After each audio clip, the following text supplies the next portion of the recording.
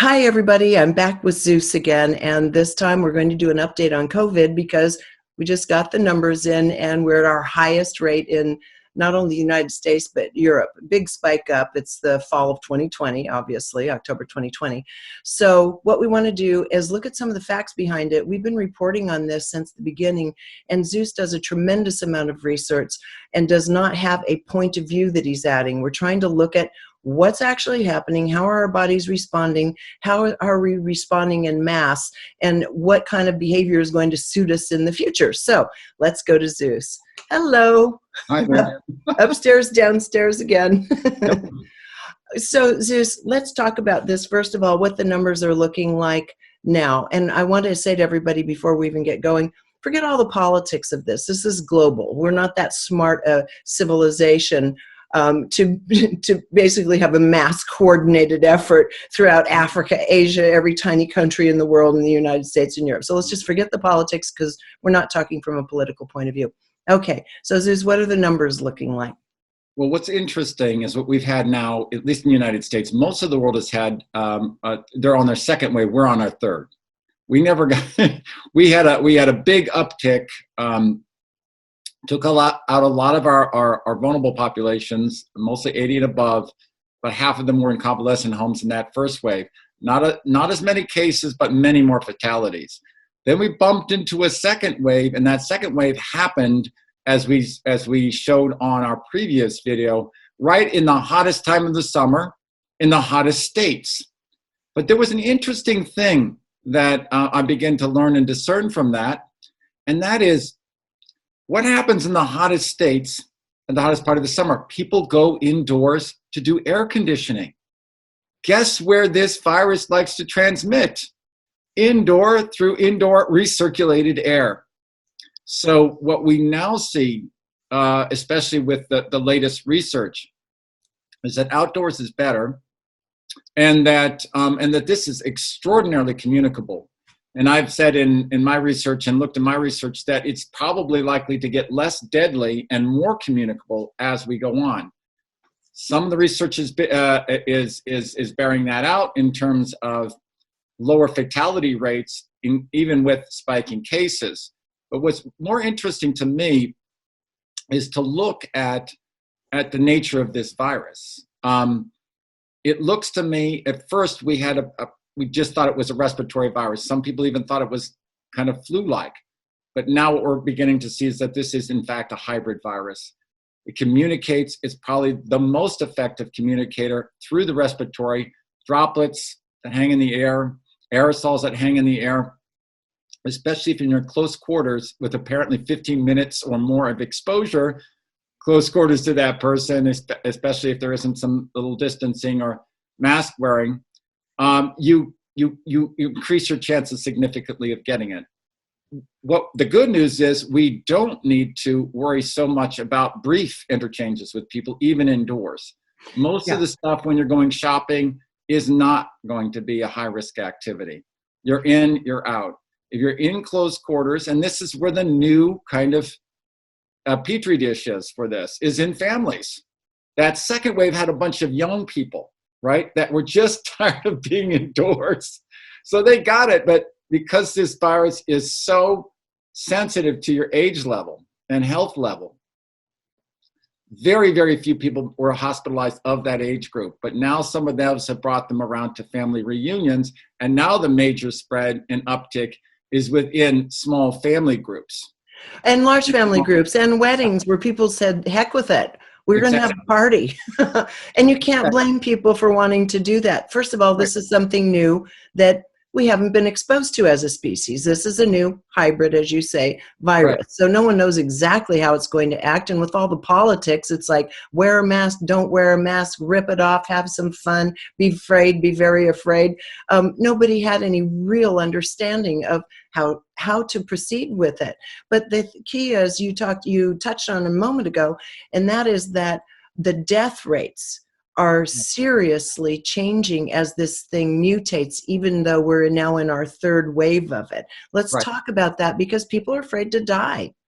Yes, I mean, the latest article out there, I think this was was it Newsweek, or it was definitely a major publication. You can find this. I put a whole bunch of videos out on the Citizen Zeus YouTube channel, really getting into the specifics of this. But basically, it's gone down from about 26% in the first wave to now in the middle of this third wave down to about 7%. No, we're talking about people who have had it so severely that they've had to be hospitalized. So that's a fraction of the population, small fraction of the population to begin with. So the most dire cases, 26% were dying in the first wave, and now you're saying it's down to 8%. And that's huge. That's significant drop. And of course, part of that is that because this is hybridized, and the medical profession had no idea what to do with it, thinking put them on a respirator, that'll do it. Didn't do it. Nope.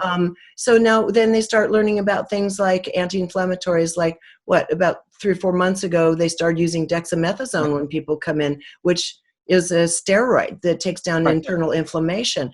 Talk about some of the other things we've discovered that have really reduced the death rate down to 1/3 of what it was in the first wave. Easily 1/3.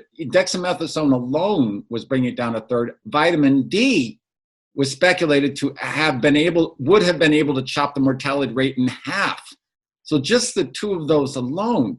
And you look at the reasons why they're reducing the death rate. And in fact, there was one study, Dr. Bean did this. I reference him in one of my videos, where he referenced a study which showed azithromycin and hydrochloroquine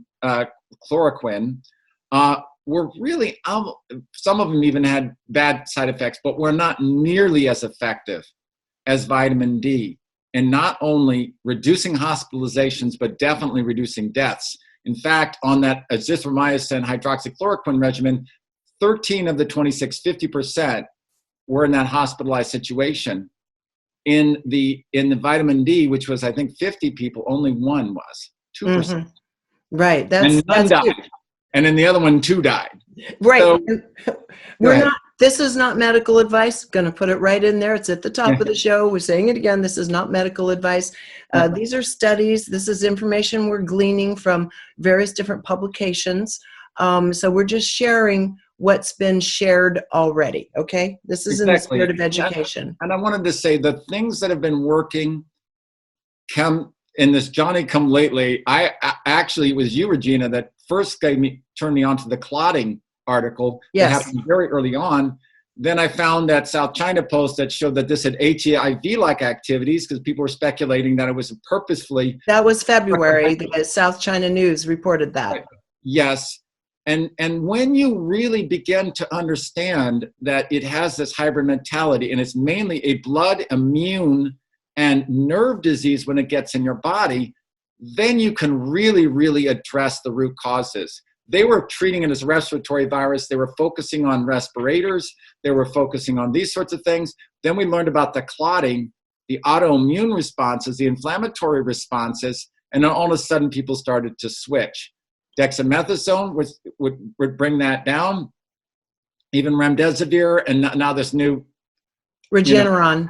Regeneron antibody cocktail. Right. But even alongside of that, these are things that were given to Trump when he got it. But there was vitamin D, there was aspirin, and there was melatonin. Now, melatonin is very interesting. I have speculated that that one of the main reasons that we have kept our mortality down and hospitalization down, and it's not seen anywhere that I've reported or I've researched, is the notion that when we were forced to go home, we started to relax and to sleep. And that melatonin is... This is a really good point. Yeah. Rest is how the body recovers and keeps its strength and its immune system going. And we are not a restful population, not in the West. Crank up. We were just looking at the commercials the other day, Regina. Every car commercial was, you're going to do it. Has got pumping on a bike and then a car behind him. And you're going to get up and get him. Steroids. It's almost like, ugh, it's that before you were used to it. I remember coming back from other countries and I'd get that in the face and I would realize how intense and in your face it was. Now people have cranked down, they've slept, and that is one of, they haven't discovered this aspect yet, but I'm sure that they will. and that is there's a nerve component here. When you can bring emotional stress down, really increase your sleep, and that's where the nasal breathing and the yogic stuff and the relaxation and really taking this time to be quiescent, more meditative, and more real about your life, stepping off the gas, that's going to be one of the most beneficial and protective things you can do with this virus. This virus is teaching us to go into this more parasympathetic response stage where we are going to be more reflective. We're going to have to be more cooperative, not only with one another, but with the virus itself. In fact, I was talking to Regina just before this, and I said our traditional ways of doing this virus, including the hydroxychloroquine and a lot of these harsher drugs, was military, competitive. Do battle, do war. Come into that virus and just slay it and get it out of here. Well, guess what? That approach has created superbugs in hospitals because they've had to escalate. We've escalated, they escalate, we escalate. And guess what happens? Before you know it, you send your grandparent into the hospital and they're dead from MRSA or something else, from some hyper-educated, hyper-strengthened bugs that we have actually emboldened by our escalatory approach. Very good point. The interesting thing that ties into the sleeping and the rest, what happens when we rest? Well, what happens when you take vitamin D, vitamin C, vitamin B, zinc? Yes, it does to a certain degree manage that and go and challenge those viruses. But for the most part, it creates a healthy immune system, especially probiotics, right? Nasal breathing, which has a lot of a microbiome up here, as well as in the gut. And what that does is it creates actually a place where that virus is incentivized to lessen its defenses. I think that's so healthy. And you start to cooperate, and you're both better off. You don't get hospitalized, you don't die, and that actual virus is now incentivized to be more communicable but less deadly. Because you can feel it. I mean, I can feel the truth in what you're saying. Yeah. When you relax, you feed your body well, keep it hydrated, give it plenty of rest, which is when all the repair is happening while you're sleeping at night. Right. And allow the bug to feel its way around because it wants to survive. It's not. Right. It doesn't want to kill the host. The body certainly doesn't want to die. This is a system of almost a cooperative arrangement in which all parties want to live, and we forget that as we go into battle. We certainly do, but this is not to say that we can let that virus be a little brat. No, by lowering our immune systems and say, "Hey, take over the shop." Because you do that, you will be hospitalized and could quite possibly die. You can't be obese. You can't just. A lot of diabetes too can be solved by diet. You know, again, not medical advice, but I, consult a medical professional. But yes, you can do that. This is a great invitation for us to take control of our own health, not as got to grind it out. Got to get to the, the exercise bike at the gym. That's not the kind of health we're talking here. You can relax, you can do yoga, you can go for walks, you can get outside. You and I have been stressing the sun is not just there for the vitamin D people. It's magnetic, it's aura. It is all these really, really important things. Getting your hands in the soil, all those great bacteria, and bringing ourselves in greater connection with nature. These are going to be the ways forward. These are going to protect us and help to transform us. Indeed. And I think that's something that's very little known is the nature of the information from the sun itself. If you consider this a beyond our imagination, masterful being that is constantly sending information, life force information to this planet that's permeating the waters of this planet, the food, our bodies. It's the one thing we can't live without is the sun. So is it any surprise that vitamin D turns out to be a key player in the building of the immune system because it's directly related to our relationship with the sun? So you brought something up a bit ago. I've talked to Compton Ram quite a bit about the microbiome, the gut biome. Right. And you were just saying a moment ago that the nasal, and this is more research you've done, the nasal cavity has its own microbiome. And let's talk about that and what happens when we choose to consciously engage in deep breathing in terms of our immune system and COVID, cold and flu season even. Right, and this is an important thing to talk about because we're now going back indoors again, especially in the northern climates, right? Yeah. Because it's cold. So it is absolutely critical to pay attention here. You are going to have your risk be higher of catching this, just as a result of getting indoors and not getting as much vitamin D from the sun. We talked about vitamin D supplementation in past videos. We talked about vitamin B3 or niacinamide as important as well. Zinc, vitamin C, multivitamin, a good organic multivitamin. These are kind of base level. But we also want to take a look at nasal breathing and the upper respiratory tract. Now, I got a biology degree, and I didn't even realize it was called the upper respiratory, I guess it was tract. That's your sinuses, which actually is the size of your fist if you don't have a really big one, okay? Size of, and it's shaped in kind of apparently like a nautilus shell, like a seashell. So when you're breathing in through your nose, you're creating this thing called nitric oxide. It's only produced through the nose. And if you do it humming, you produce a lot more of it for some reason. And that helps to tonify all your blood vessels. And it helps to also smooth down your vagus response and create this parasympathetic. The deepness of the breathing itself also creates a nerve or parasympathetic nerve response, calming everything down. So it's taking care of a lot of the fear and a lot of the anxiety out there in the world and re-gauging it. It's also filtering the air, warming the air, all of which are creating and oxygenating the air much more than through the mouth, all of which are enriching health and enriching your immune system. And it actually has a microbiome, just like your gut microbiome, that displaces and introduces whatever, quote, bad viruses in there into a cooperative community straight from the get-go. You know, it's not just rushing past offenses. Your body is already educating the viruses and being educated by it in a kind of waiting. And it's a filtration system as well. It is. It is. Okay. No, that's interesting. It's the green room before you get down there. Yeah, exactly. And you don't have to do anything fancy. I mean, you can literally do something like breathe into the count of 7, hold it for 7, breathe out to 7. I mean, it's just so basic, but you can feel immediate parasympathetic system response to that. Yeah.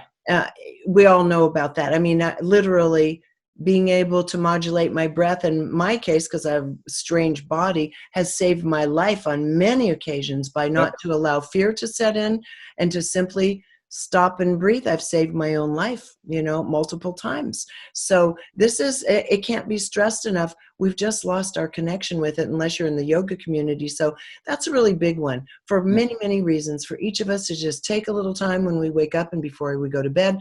How many rounds do you normally do, Zeus, in terms of breathing?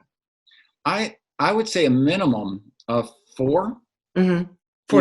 Like you said, 6, 7, 8, or 7, 7, 7 in really slow through the nose. Hold it for a count of, say, 8 or so, and then slowly out through the mouth. The reason why it's out through the mouth is because you won't lose the nitric oxide, right? If you blow out through your nose, you might be blowing out some of the nitric oxide. You want to be able to circulate through. You do that 4 times in the morning and 4 times before you go to bed at night, and you will be surprised at how much just that does. Yeah. And in exercise, believe it or not, you can get as little as 2 30-second, really intense exercise, and you have research benefits. And you and I have done weights, just doing very slow reps with weights. Doesn't have to be this really, really like intense. And those keep the energy of your body up and keep it tonified as well. So these things don't require amazing amounts of time or commitment, but they do require consistency. And that's oftentimes what we have problems with in a very busy That's what I have problems with. I'm not a habitual person. I don't remember from day to day what I was doing the day before. I have to start all over, 51st dates, as you've teased me about. Okay, what I'd like to get into now is to kind of take a global look at this, and that has to do going back to Sweden again. Now, I interviewed the Theo group recently and asked them about, that's Sheila Gillette and her guides, about Sweden. And they said this was a wonderful example of how one country chose to think an original way and did it differently, and it's met with success.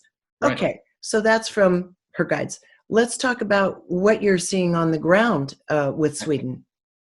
Well, Sweden had a bigger spike than its surrounding neighborhoods, and that its neighbors like Finland and Denmark, and that's why everyone criticized it. They said this quote herd immunity. They really stereotyped it. They're not doing a herd immunity approach. They're not just saying throw open the doors. We're this liberal kind of socialist. We keep our babies outdoors kind of place, and we're just going to hang loose and let things happen. They took the best practices. They did the testing, the tracing, the tracking. They went ahead and put plexiglass things up, but they didn't stop schools for very small children. For colleges, I think they did do some engagement of the schools there. They had a higher death rate than the people surrounding them, but for the last 3 or 4 months, they've had almost no death rate at all. So they had that initial spike. They have not really had any kind of spike in terms of fatality. All of Europe has had a little bit of spike. They're getting their second wave. But again, I checked it, even in October 24th, they were only at like 0 or 1 death, like per day. We are getting close to 1,000 in the United States per day. Well, granted, I mean, it's a huge difference in the size of the population too, though. I hope you're enjoying this video, because if you are, there are dozens more like it on my site, all supported by people like you. So if you'd like to keep this work rolling in and join our community, just click on the Patreon button at reginameredith.com. That also gives you access to insider commentary, my live book club, and other live events with special guests. So join in. Thanks. So you're saying that they essentially have reached a kind of herd immunity then, or not? Well, there's a combination of factors that help to gain herd immunity. What we're finding is that we have T cells that can have memory. And even if you are exposed, and if you build these B antibodies, usually they fall off in number. But if you're a healthy person with a well-educated body, these T cells and other parts of your immune system tend to remember those kind of viruses and similar viruses. In fact, it's being speculated now that there's a memory retained from other coronaviruses, including flu coronaviruses, that your body has used to adapt and port over to dealing with this coronavirus, which I thought was very interesting. So it depends on the education of your body, the exposure of your body, how well your body is able to translate other coronaviruses into meeting this one. But if you add them all up, Sweden is well on its way, I think. It'll probably go through another wave or two, okay, to beginning to develop, not herd immunity, it's a pretty stereotype word, but herd exposure. Herd exposure, okay. Herd exposure, because I have made the claim that I don't believe we will have any kind of final immunity to this. It's going to continue to mutate, and it's going to be more like HIV and herpes, and that it will live in our bodies, and it's going to be heavily dependent on our emotional stress and other health factors as to whether it expresses itself. Overall, just as in the overall population in the world, 2/3 of which under the age of 50 have herpes 1, almost none of them at this point even expressing the symptoms, we gain equilibrium with the virus. So the whole point of exposure, and the way that I do recommend Sweden's hybrid approach, best practices around spread management. They were careful with the elderly population when it came to nursing removing homes, vulnerable elderly populations. Yes. Yeah. And then combining that with this notion of intermittently exposing aspects of the culture, but spreading it out enough so that you don't overwhelm hospital capacity. You don't let that curve jump above hospital capacity. And in your body, don't let the stress of the virus, by using the sleep, by using the vitamin D and other, overwhelm the capacity of your body. If we raise the dotted line, which is the capacity of your body and strength of your body, lower the challenges, right? By taking some of these practices like masks and distancing and so forth, so that we don't overload, the viral load doesn't overwhelm us. So this combination, and then just letting it slowly go through, is probably the best way to handle it.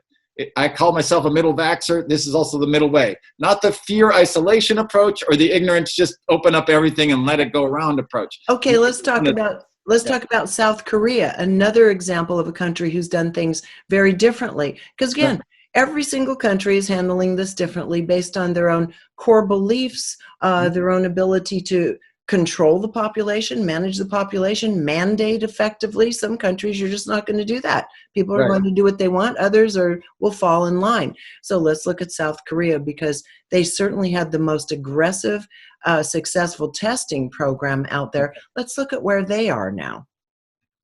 Well, I mean, because they've been so well with the testing, tracking, tracing, and the use of mask wearing, I think the most they got per day was like 10.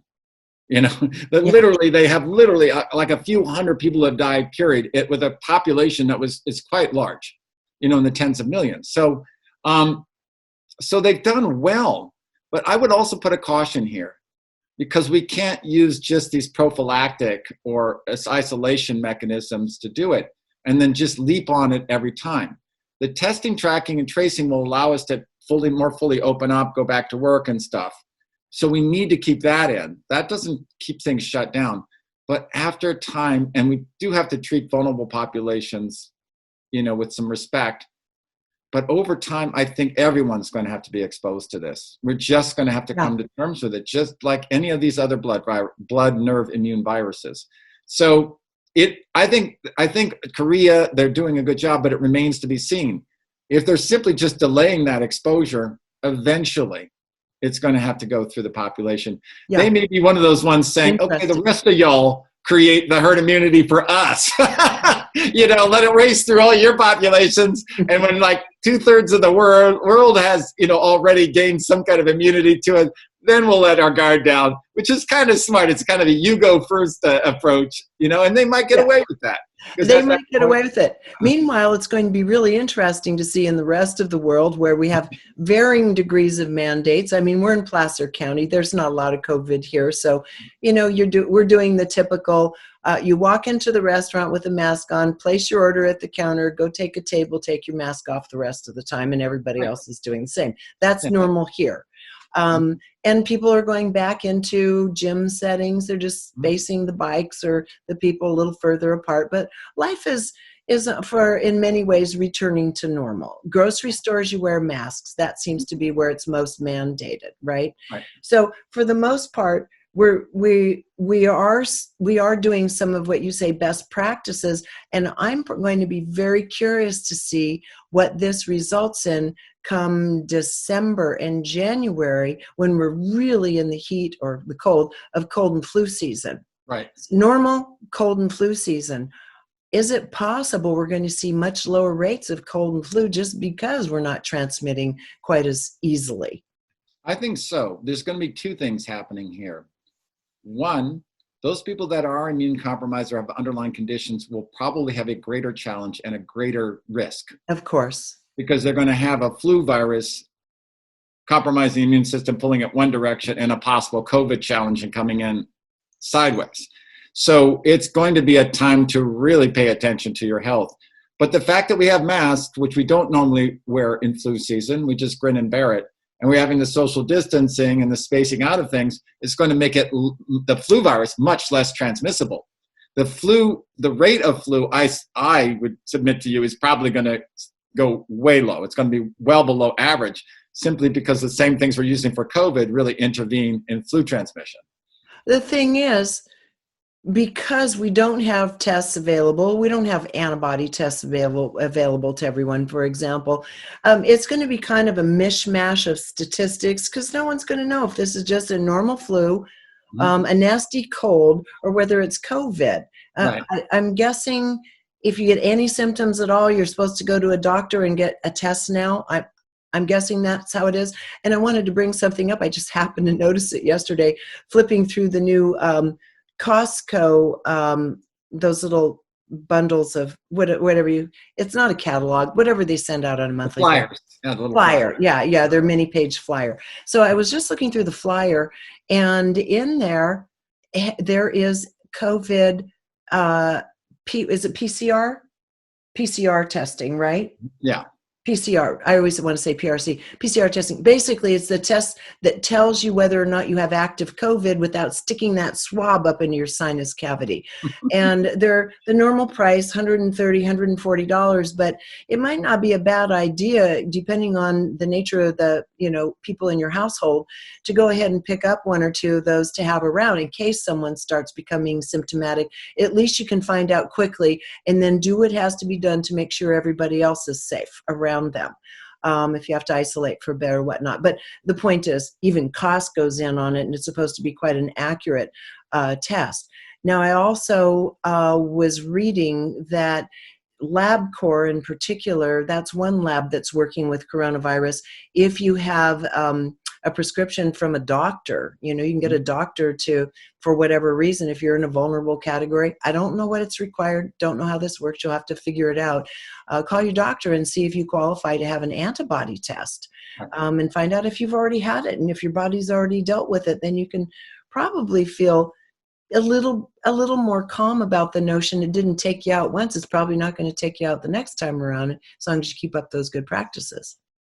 Well, yeah, that's exactly right. I mean, when in this flu season, we're going to see, what we do in a lot of flu seasons. We're going to see a certain amount of engagement and even a certain amount of mortality or death.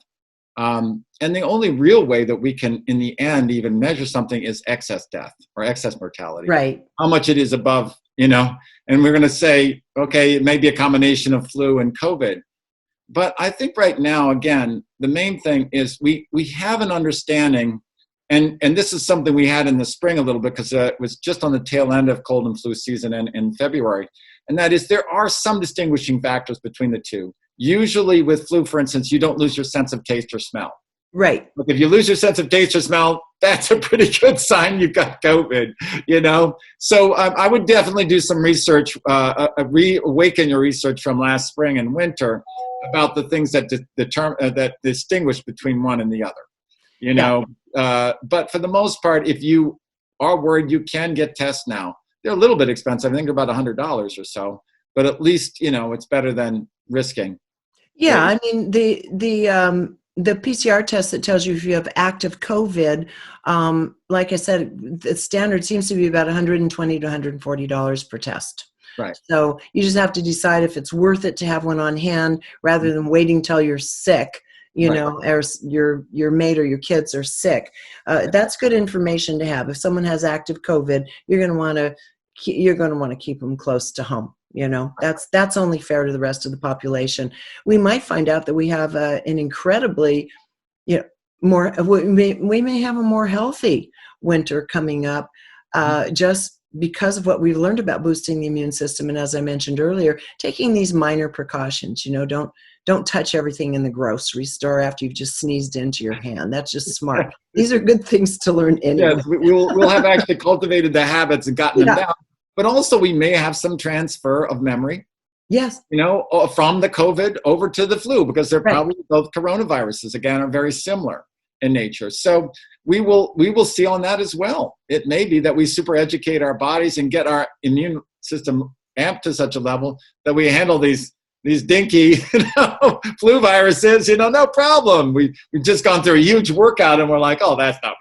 That's nothing. I didn't even get a cold this year. Okay, one other thing, because it's certainly on people's minds and it's certainly all over the political spectrum, and I want to stay out of politics because this is not a political issue, and that is vaccines. The latest that you have been reading about the vaccines, they're trying to push. Everybody's trying to push them for political reasons, which I have no interest in. So let's talk about the vaccines from a physiological point of view and what it's looking like right now for these vaccines for COVID. Well, By the way, we're making no recommendations here. You got to figure this out not pro or anti in terms of this. Yeah. In fact, I would definitely do the research on your own to see, and there are several different vaccines that are being developed. Yes. Just like with my son, I got some European vaccines because they were better developed and had fewer bad things in them than the American vaccines. So you can also make a choice between different vaccines. We're going to the Philippines, so we needed certain kinds of exotic disease ones. but you can always make an intelligent choice. But overall, here's my personal, not so much assessment, but contribution to the discussion and to the thought about this. And that is this. I see this virus when I look at it and the way that it's hitting the population, the way that it's going up in terms of cases, but down in terms of mortality, as a blood immune nerve virus, just like HIV and herpes. And we do not have effective vaccines for those, okay? So if this is in the same class, we may get a vaccine that will boost antibodies or whatever, but probably, in my mind, won't create lasting immunity. And it has the potential, especially since they've had problems with other vaccines in this class, of creating something called antibody-dependent enhancement, where it educates your body or overinflames or gets your body to overreact in a particular direction, okay? So that when you experience, say, another or similar virus in the wild that is out there, your body overreacts, and sometimes in deadly fashion. So if it's too targeted, if it's too militaristic in its approach and trying to incite or provoke a narrow immune response, it may prevent this comprehensive approach, especially if you think the vaccine can take the place of good health practices. Okay, that is not a good idea. Not at all a good idea. Always keep the good health practices foundational all the time. You're going to think better, live better, be clear, and you will definitely do this better. So never see a vaccine as a replacement for that. But if you want to see it as an adjunct to that, and I do believe to some degree in immune therapy, I'm hoping they come up with vaccines that are a little bit more comprehensive, more cooperative, I guess you'd say educative in their approach, and not so militaristic, and not so narrow, because the narrow vaccines have a potential to create a first response that can be just as life-threatening. And that's what you have to begin to say. There may be, and this is why you have to do your own study on this, an own evaluation on this. Well, and as you and I said privately, it might be that certain particularly vulnerable populations could possibly benefit from it, where healthier and younger populations may not benefit at all from it. So this is tricky because this isn't a normal coronavirus, and with normal coronaviruses in the past, vaccines have not been. They've been apparently in studies proven not to be particularly effective. Now, it's different. You're not talking diphtheria here. Right. You're talking about something that's constantly mutating. You want two things. You want effectiveness and you want lowered risk. Right. So let's look at those two things really quick. We've had flu viruses in the past that have literally 0% effectiveness. Right. They were geared toward a protein strand that was so far off the actual flu that hit that literally not a single person that took it was protected against. Let's talk about that for just a second, and that is these viruses are always mutating, and they're working off of last year or the year before's virus when they're trying to create a vaccine, because it takes so long to create a vaccine in general. So of course it's going to be out of date before they ever deliver it. That's one of the problems. And they're saying that COVID tends to mutate slowly, so they're hoping that the ones that they're working with now in testing will be close enough to the ones that they're mutating into that your body is going to have at least a semi-effective response. Now, we have effectiveness, but we also have risk. Some of the older people will have a greater risk, and the vaccine may be indicated because the risk that they have of getting the actual virus naturally is much greater in terms of their life and hospitalization than taking the vaccine.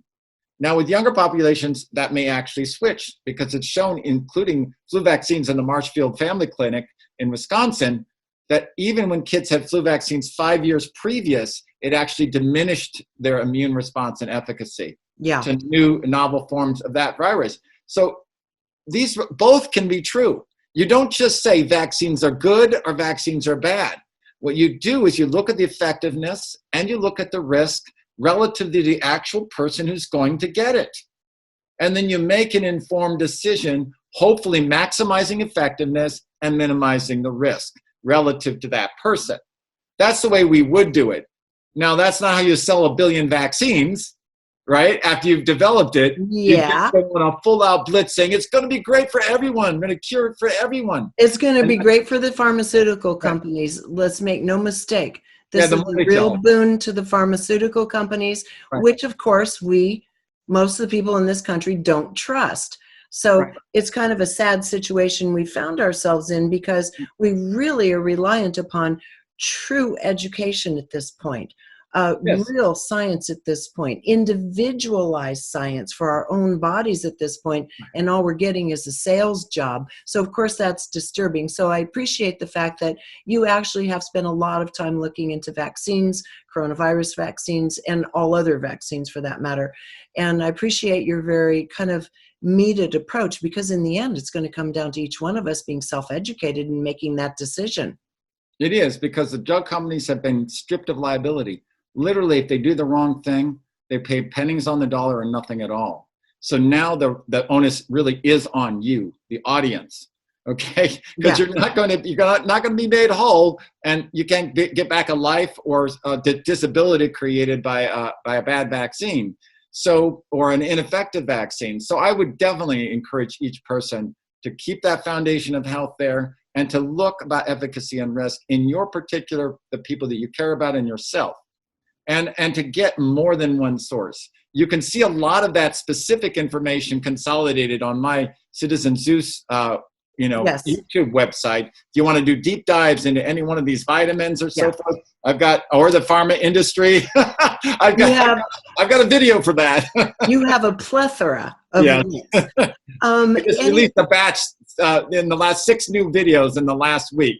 Yes. So if you haven't been there for a while, check it out. Okay, good. Any final thoughts before we sign off? No, I would say that, just to sum it up, I do believe this virus has been, if anything, more of a blessing to us. It's been the great revealer. We talked about that. And what it's revealing is the need for us to begin to relax, to cooperate, and to take good care of our health, and not to simply look for external pills or external salvations, in whether they be churches or science or schools or whatever it happens to be. We need to begin to educate ourselves and each other. We need to trust ourselves and offer our intelligence and create networks and communities that begin to trade this knowledge, not fear, not giving rid of our authority and sovereignty to so-called experts, but respecting their knowledge and their wisdom and incorporating it into an integrated system, and not just giving ourselves over to conspiracy, saying everything some kind of large conspiracy meant to make us do one thing or do another. Okay, put those two to the side. We're not going to give up our sovereignty, nor are we going to completely be deaf to the world. Now is a time for us to engage one another across political lines, across ideological lines and cultural lines, to really see the best, bring the best practices together, bring the different wisdoms together to create, just like in our own bodies, the greatest integrated mind-body holistic well-being. And that's where I think we need to be headed. And I see this virus as helping us in that direction. I do too. I've said many times in my interviews, if we're going to have a massive shift within the consciousness of this planet, this is about as gentle as it could have ever been. And if people are taking advantage of us politically and sociologically and trying to manipulate us toward this or that, that's on them. It's everything you just said is true. It's on us to take back our own lives, take back our minds, take back our health. Okay. And then we decide how we're participating in life. And in that way, I agree with you, Zeus. It's been a total blessing. So with that, we'll sign off. And again, citizenzeus.com. And then also your YouTube channel that's also under Citizen Zeus. Okay. Well, thank you, Regina. This has been a great conversation, and I hope it has been for your audience as well. Indeed. Thanks, Zeus. Okay, everybody, you just heard all that, and I encourage you to go to citizenzeus.com and take a look at all the links. I mean, he's amassed a massive amount of links for anyone who really wants to educate themselves on this topic. And again, to Zeus's Citizen Zeus YouTube channel as well, not to be confused with the Citizen Zeus kind of sportswear line that came up after Zeus came up with Citizen Zeus. Some company grabbed Citizen Zeus. You'll see his face. You won't be seeing muscles in underwear. Okay. All right, everyone. Until next time, thank you for joining us here on reginameredith.com.